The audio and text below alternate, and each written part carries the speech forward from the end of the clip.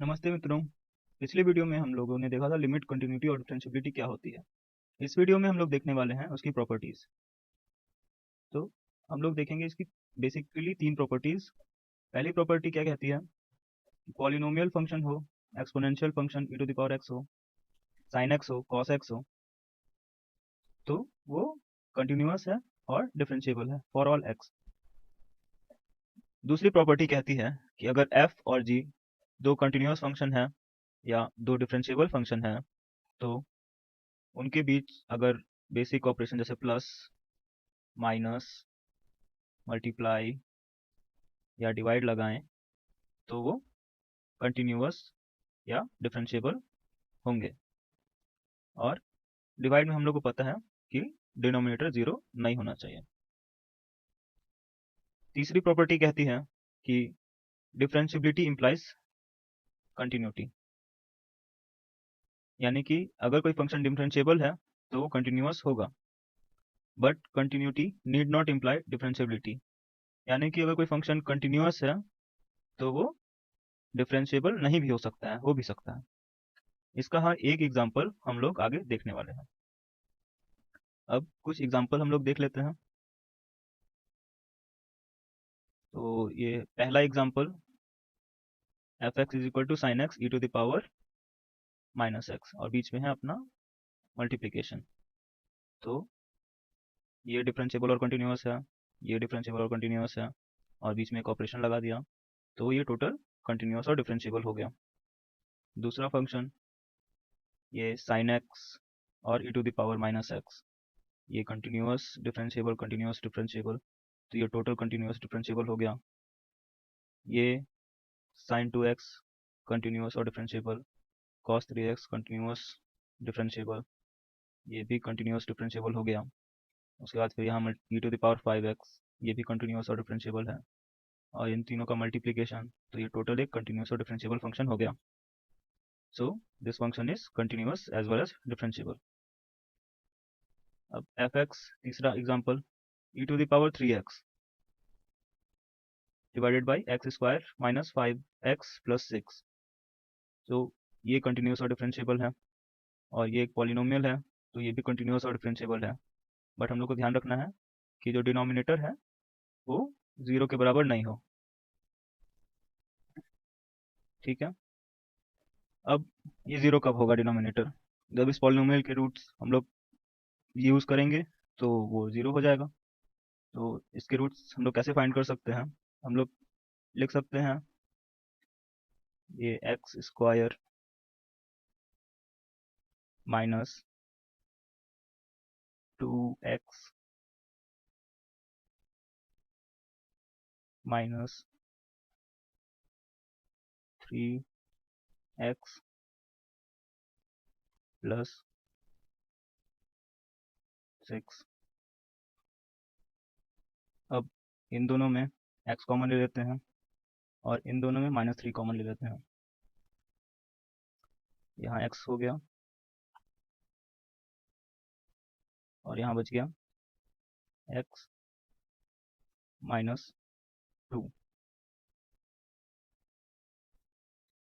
और यहाँ हो गया -3,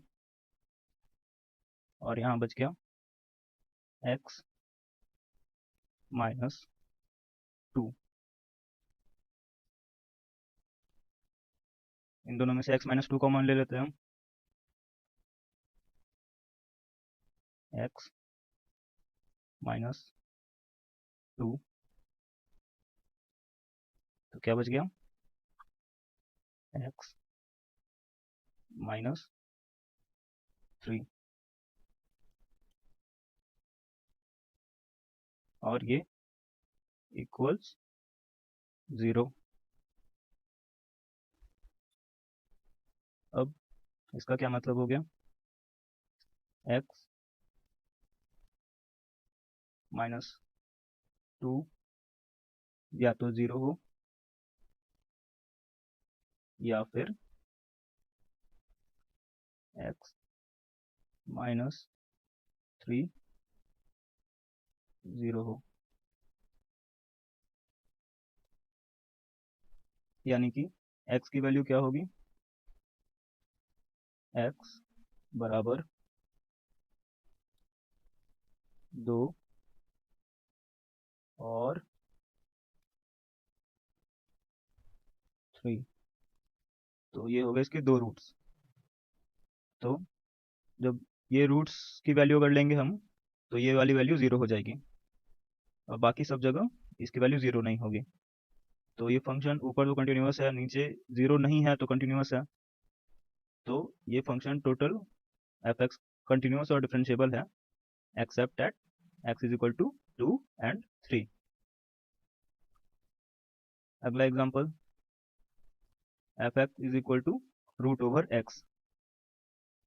तो अगर x की वैल्यू 0 से बड़ी है या 0 के बराबर है तो ये फंक्शन कंटिन्यूस है। अगर 0 से छोटी वैल्यू लेंगे हम लोग तो ये क्या हो जाएगा, निगेटिव।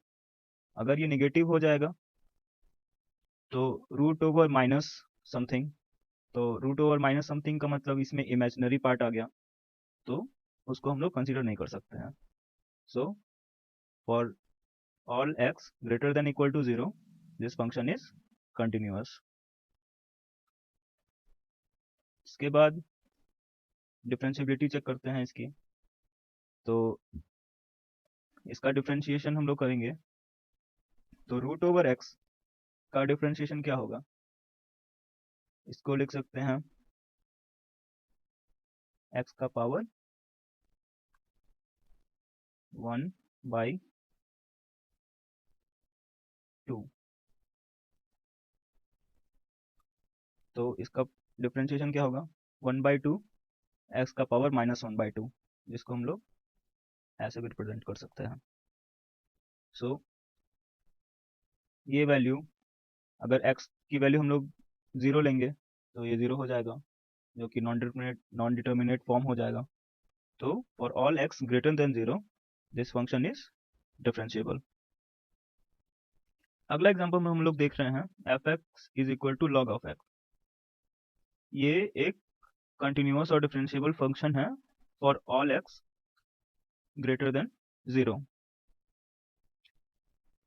क्योंकि हम लोग लॉग में नेगेटिव वैल्यू नहीं डालते हैं। इसका हम लोग एक्सप्लेनेशन आगे देखेंगे आने वाली वीडियोस में। अगला एग्जांपल हम लोग देख रहे हैं F X is equal to mod of X. Mod of X का मतलब क्या होता है कि अगर x की वैल्यू 0 से छोटी है तो उसको हम लोग -1 से मल्टीप्लाई कर देंगे या -x कर देंगे तो वो पॉजिटिव हो जाएगा। अगर 0 या 0 से बड़ी है तो कुछ नहीं करेंगे। तो इसका ट्रांजिशन पॉइंट क्या है, 0। तो इस ट्रांजिशन पॉइंट को हम लोग गौर से देखेंगे। बाकी तो ये पॉलिनोमियल है, ये भी पॉलिनोमियल है, तो x अगर 0 से छोटा है तो फिर भी एक पॉलिनोमियल फंक्शन की तरह कंटिन्यूअस और डिफरेंशिएबल होना चाहिए, और 0 से बड़ा है तो फिर भी कंटिन्यूअस और डिफरेंशिएबल है, पॉलिनोमियल फंक्शन है तो। मगर 0 पे हम लोग को थोड़ा ध्यान देने की ज़रूरत है, देते हैं थोड़ा ध्यान हम लोग।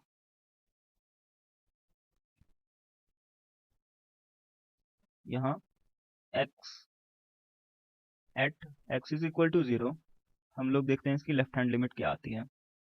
तो limit x tend to 0 minus mod of x, और 0 माइनस का मतलब ये निगेटिव वैल्यू हो जाएगी, और मॉड निगेटिव वैल्यू का मतलब हो गया -x, और यहाँ पे x की वैल्यू हम लोग 0 पुट करते हैं तो लेफ्ट हैंड लिमिट आई हमारी 0।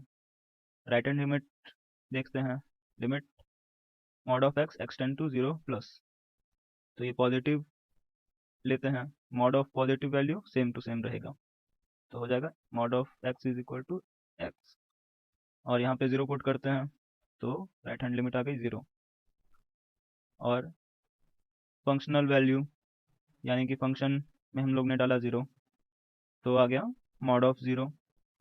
मॉड ऑफ 0 की वैल्यू क्या होती है, 0। So left hand limit, right hand limit, functional value तीनों आ गई हमारी 0।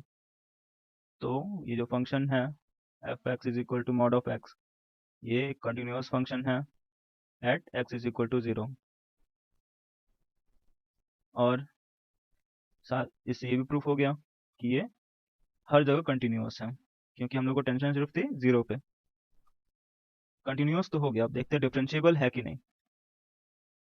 अब डिफरेंशियबिलिटी की बात करते हैं तो वहाँ डेरिवेटिव देखना पड़ेगा। अब लेफ्ट हैंड डेरिवेटिव क्या है इसका, तो at x is equal to 0 limit h tends to 0 minus f of 0 plus h minus f of 0 divided by h। ठीक है, ये वाली वैल्यू हम लोग डालें मॉड में तो हो गया मॉड ऑफ h, यहाँ से आया मॉड ऑफ 0, ये आ गया h। अब मॉड ऑफ h क्या है, नेगेटिव है वैल्यू, तो h की वैल्यू अगर नेगेटिव है तो उसको पॉजिटिव करने के लिए माइनस h कर दिया। ठीक है, तो जब नेगेटिव मॉड रहेगा तो माइनस h हो गया, और मॉड 0 की वैल्यू क्या है 0, तो इसको कुछ घटाने से कोई फ़ायदा है नहीं, और ये h का h यहाँ पे आ गया। अब इन दोनों h को हम लोग काट सकते हैं, तो ये हो गया -1। राइट हैंड डेरिवेटिव देखते हैं, तो limit h tend to 0 plus f of x की value 0 plus h minus f of x की वैल्यू 0 डिवाइडेड बाई h।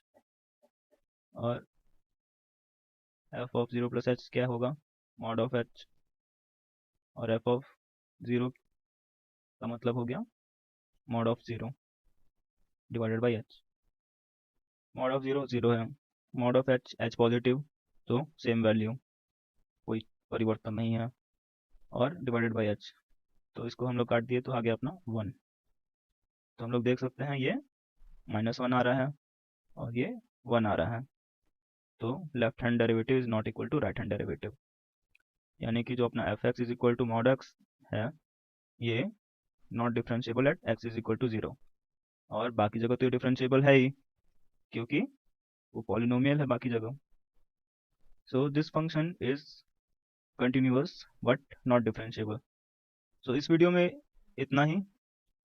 अगली वीडियो में हम लोग देखेंगे थोड़े ग्राफ्स और उनका इंटरप्रिटेशन।